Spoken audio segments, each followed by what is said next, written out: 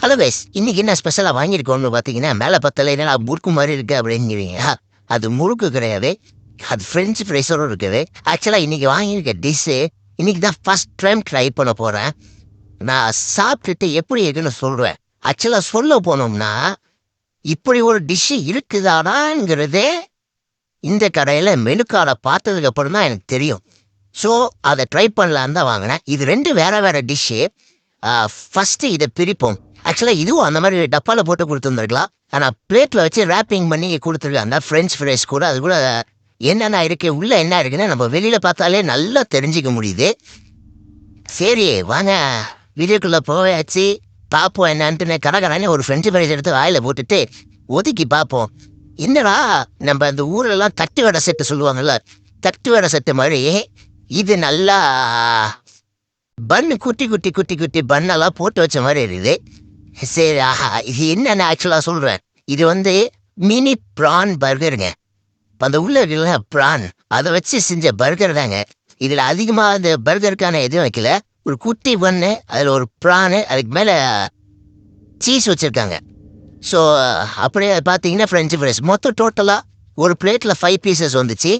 சரிடா, அது கூட அந்த நம்ம சாஸ் வச்சு சாப்பிட்டா தான் நல்லா இருக்குமேன்ட்டு சாஸை பொறுமையாக வச்சு இது என்னடா பிளேட்டாக சின்னதாக இருக்குது, எங்கே கூட்டுறதுன்னு பார்த்தா கடைசியில் பார்த்தோம்னா இது மேலேயே பிரிக்கி விட்டு வரைப்போம், எதுக்கு தொட்டு தொட்டு சாப்பிட்டுக்கிட்டு ஒரே தடியா அடிச்சிடுவோம் அப்படின்னு சொல்லிட்டு லைட்டாக டிப் பண்ணிட்டு அப்படியே கடிச்சு பார்ப்போன்ட்டு வாயில் வச்சேன்.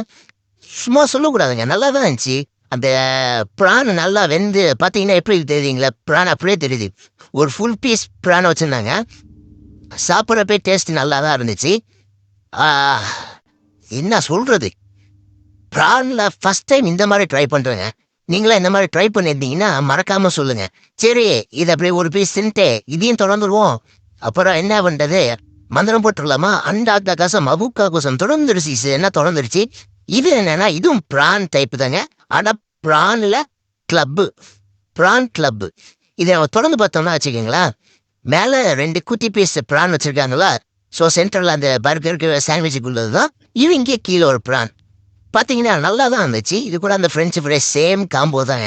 இந்த ஃப்ரெஞ்சு ஃப்ரைஸுங்கிறது நார்மலாக வர்றது தான் போல இருக்கு.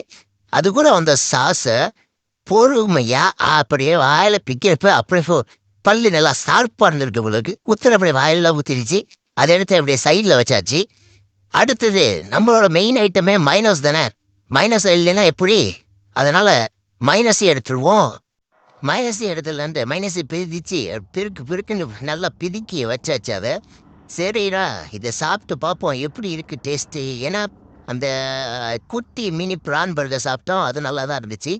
இது இந்த குட்டி ப்ரானை வச்சு இந்த ஸ்டஃபிங் பண்ணியிருக்கிறது எப்படி இருக்குன்ட்டு பார்க்கலான்ட்டு லைட்டாக சாஸு மைனஸ் சொட்டு சாப்பிட்டேன். உண்மையை சொல்லணுன்னா வேற லெவலுங்க, தரமான சாண்ட்விச்சுங்க. ப்ரானில் இந்த மாதிரி ஃபஸ்ட் டைம் சாப்பிட்றோம், மஸ்ட் ட்ரைங்க. இது நீங்கள் ஏற்கனவே ட்ரை பண்ணியிருந்தீங்கன்னா மறக்காமல் கமெண்ட்டில் சொல்லிட்டு போங்க. அப்படியே நம்ம சேனலை சப்ஸ்கிரைப் பண்ணிவிட்டு ஒரு லைக் போட்டு மறக்காமல் அந்த பெல் பட்டனை தட்டிட்டு போயிடுங்க. தேங்க்யூ, வரட்டா. மறக்காம சர்ப்ரைஸ் பண்ணுங்க. தேங்க்யூ.